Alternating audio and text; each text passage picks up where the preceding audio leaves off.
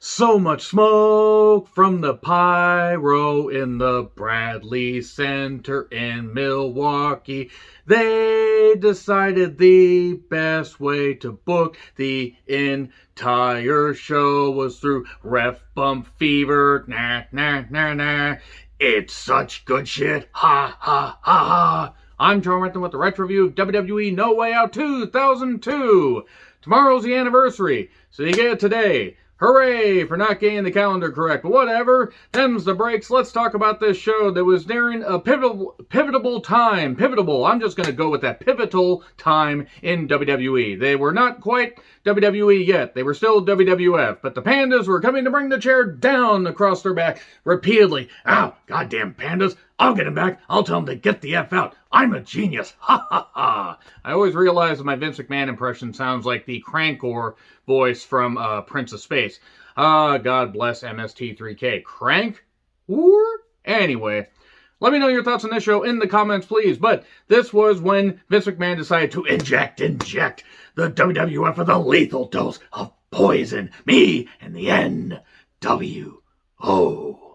So yeah, if you remember, I did some, rewatching of the various time periods in WWE, and actually did the last year of WCW, and then decided, you know what, I'm going to pick up from the start of the Invasion angle, King of the Ring 2001, and decided to watch that until the supermarket Steve Steaks, as I called them, and then I gave up. I said, nope, okay, that's it, because when the moon hits your eye like a big pizza pie, that's amore. Price check on the jackass. And then I decided, hell with it. I've already retro-reviewed the Royal Rumble 2002. I'm not going to do any more episodic stuff. It turns out, believe it or not, when you watch a pay-per-view after not watching the television for a couple weeks, or a couple months that is, you don't really miss shit. It was weird that Vince McMahon decided, hey, I want to, get people tuned into this pay-per-view, so I'm going to announce the NWO as a, shocking return weeks in advance. You would think that he would have thought, hell, I'll just, bring them in and pop a rating. But then again, with this card, it's probably a good thing he did announce it. At least ahead of time. So yes, the Bradley Center in Milwaukee, Wisconsin, not Green Bay, Wisconsin.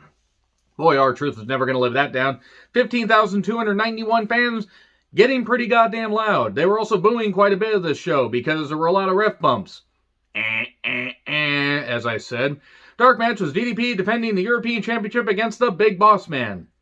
Pretty sad how the Big Boss Man would pass away 2 years after this. I can't remember if it was 03 or 04. Really, really sad about Boss Man. And DDP would be out of the company very soon after this. He would suffer a neck injury against Hardcore Holly, I believe. Just in a move, it was a move where it's a bad landing. And he would then retire as a full-time wrestler.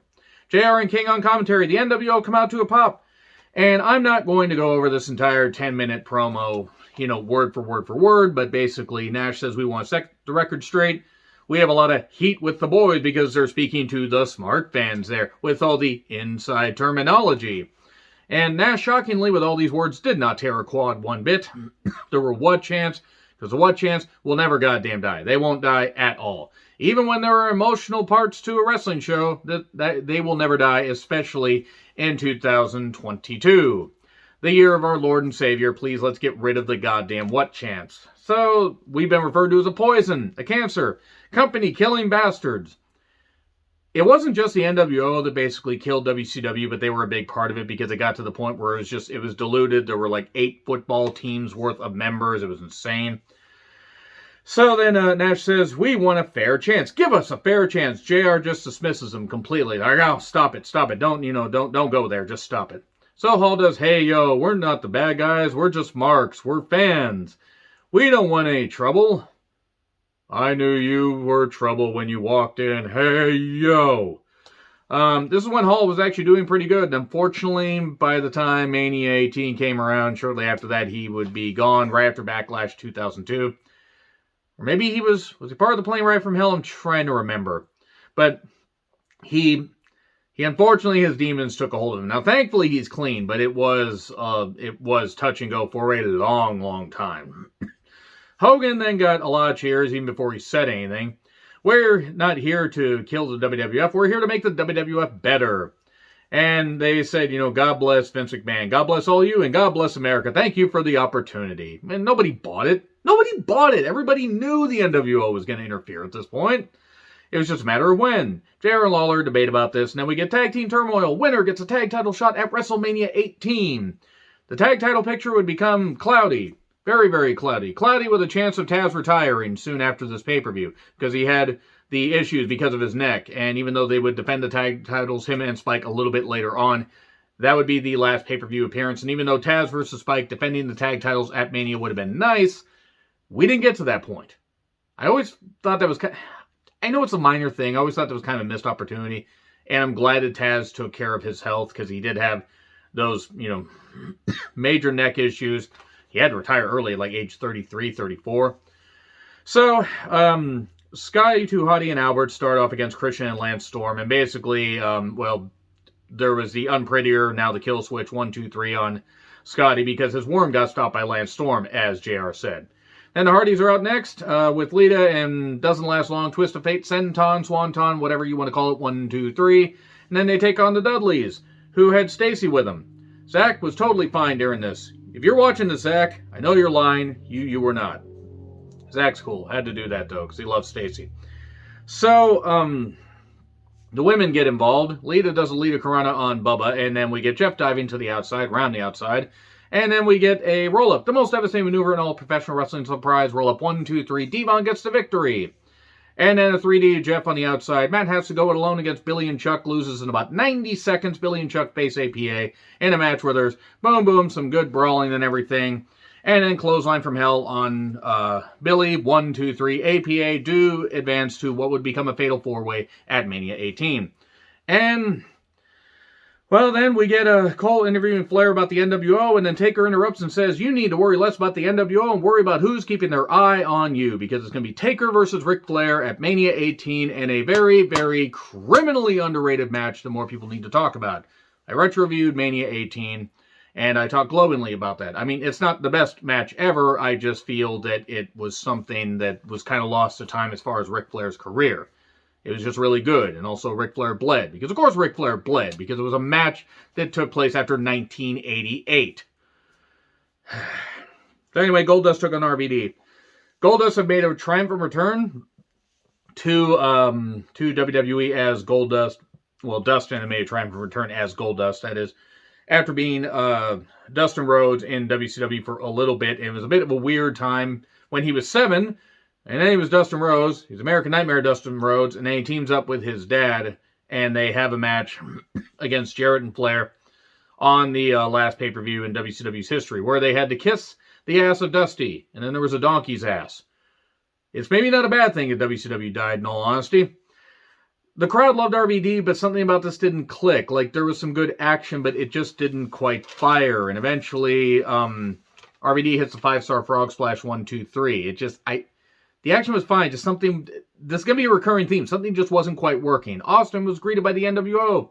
Texas Rattlesnake, do all that. Hey, we have some ice cold beer for you. Some Budweiser. Some Steve Weisers, as it were. And this is, of course, when Hall was on the straight and narrow. He hadn't done anything with him, and Austin said, well, I'm not thirsty. You want to keep it for later? Yeah, sure. And he throws him. And then Hogan says, nah, I'll let him through. This won't come back to bite Austin later. About that. Taz and Spike took on Booker and Test in a WWE Tag Team Championship match. And as I implied a little bit earlier, Taz and Spike retain in a match where Test tried to use his diplomatic immunity. It had just been revoked when the referee shoved him into the Taz mission after about 7 minutes. And then Coach asked Rock about his physical condition because Taker had laid him out and hit him with a tombstone on a car. Because why not? Why wouldn't you do that? But as your song says, Taker, you are a dead man walking. And then Edge took on William Regal in a brass knuckles on a pole match. Vince Russo has struck again. Russo actually did come back to WWE at this point, right around this time, I think. So I don't know if he was even on the creative team or was just an advisor or what. But people were like, no, we don't want this idiot here. Why would you want Vince Russo in your company? Because he wasn't really the genius that anybody thinks he is, at least in my opinion. So, again, like I said about the Goldust RVD match, but more so here because Regal and Edge had been feuding for quite a bit. Something did not click. Regal kept using the power of the punch. Edge got his mouth busted open, or his nose, or as a blood capsule, because he had internal injuries from a bump onto the barricade. They kept trying to get to the brass knuckles. They kept swinging and clanking into the pole. Clang, clang, clang, went the knucks. Ring, ring, ring goes the bell when Regal gets the victory after getting some knucks out of his tights after Edge tries to get them. And oh no! What do you mean Regal cheated? Oh wait, he's a heel, he's supposed to. So he retained the Intercontinental Championship. Bit weird how he would then lose it to RVD, who would then lose it to Eddie Guerrero, who would then lose it back to RVD, and then we would get Ric Flair battling RVD as the Intercontinental Champion, and then Jericho would be the Intercontinental Champion. We would get a lot of weird shit going on in 2002 with the IC title, and then it would be dissolved from October 2002 until May of 2003 when they realized, hey, this is a really prestigious title. We shouldn't have gotten rid of the mid-card championship when we have Triple H doing his whole reign of terror, but that's months away. Let's talk about the rest of this pay-per-view. Yeah, basically Regal won and nobody cared. It wasn't great. Angle then says to Lillian he is confident Stephanie will call a fair and impartial match. Ha ha ha ha! But he's being a heel here. He also says he's confident he's going to beat Triple H because he's genetically superior to him. Saw that going differently in my head. Wait, no, that's the bestiality angle. Boy, I can't imagine why Kurt regrets that. That poor guy. God damn it. But he says that Stephanie lying about her pregnancy was the best news he'd heard because you would have made a terrible father. Tonight, I'm going to be your daddy. I need an adult. I'm an adult. By the way, I only hit you because I'm, upset at your father. Take that. I think I got that quote wrong. So a video package on Rock and the tombstone on the car hood. And we have Rock versus Undertaker. And oh boy, once again, something didn't click. I don't know what it was about this show. It had good action. There was some good build to Mania 18. But just like the Goldust RVD match, even it didn't click. Edge versus Regal didn't click. This didn't click. Even though the crowd was into it, there was some good stuff. Like, Rock jump started because he was upset that Undertaker tombstoned him on a car hood. Wouldn't blame him. I'd be upset too if I fucking remember that at all. Don't know why anybody would tombstone me on a car hood. But then at one point, Rock is up against a barricade, and some lady decided to get a heaping handful of Dwayne's Rock Hard Johnson, seriously hugging all over him. Go watch it. It is within the early minutes of this match when they go outside and they're around the announcer's table, and then Rock is standing there. It's hilarious. And then Rock gets crotched on the barricade, and that same lady has a camera and is taking pictures. I don't know why of all things that amused me, but it was what it was. So they brawl through the crowd. Taker just keeps beating him down. He does a bear hug for like about 18 years. And then Rock fires up. The people's elbow gets countered. And then Taker decides to sit on his motorcycle. I'm on my trike. And it's like, what is he doing? My God, what's he trying to do? He just pulls out his huge pipe in his hand. What the hell did you think I was going to say? I run a clean show here. He decided to just grip his huge pipe in his other hand. He's ambidextrous, so he can grip a huge pipe in either hand. I knew an ex that could do that. And he's going to get his pipe out. He's just going to, lob his pipe right at Dwayne's Rock Hard Johnson head. But suddenly, Flair says, no, woo, woo, woo. But then he gets, taken down. And then Vince comes down to stop Rock from winning. This is overbooked to the nth degree. No, I said nth degree. God damn it, Hogan, not again. Undertaker comes from behind on the Rock. Jesus, JR, what are you thinking? Wait, what am I thinking? What does that say about me? Flair then slams Taker with his own pipe. My God, the pipe is so goddamn huge he could hit himself in the head with it. That's a good talent. Also sounds like a medical condition. You probably should get checked out. And Rock bottom 1, 2, 3. Rock's happy. Flair leaves. And we're going to get, weeks of Taker beating up Arn Anderson and David Flair. No big loss there. And then we get the match at WrestleMania 18. Which again, was really fucking terrific. This had elements. Wasn't great. Mr. Perfect in WWF New York. He ran down the crowd talking about the teeth and hair of people. And it's weird to think, if you look at, I believe he died February 10th, 2003. This pay-per-view took place, I want to say it was the 17th of 2002 in February. And it's just eerie. Like 358 days later. Not even a full year later. Kurt Henning's really fucking missed. He really is. It's just a shame. Don't do drugs, kids. Seriously, don't do drugs. Then Triple H, Stephanie, and Angle. We have a video package talking about all the drama that's gone on with them. Triple H coming back from injury, winning the Royal Rumble. Stephanie pretending to be pregnant. And it being a lie and everything, and not renewing the wedding vows, and Angle beating down Triple H because he wants to be in the main event. And then they have a match where Stephanie was the referee, number one contenders match for the main event spot at Mania X8. Wait, they're going to be in the Rock Hogan match? Haha, that actually should have been the main event. No, Stephanie played favorites, but then she got laid out by Kurt Angle after an inadvertent clothesline. She gets taken to the back. Referee Tim White, Mr. White, that's not wise. You shouldn't be here.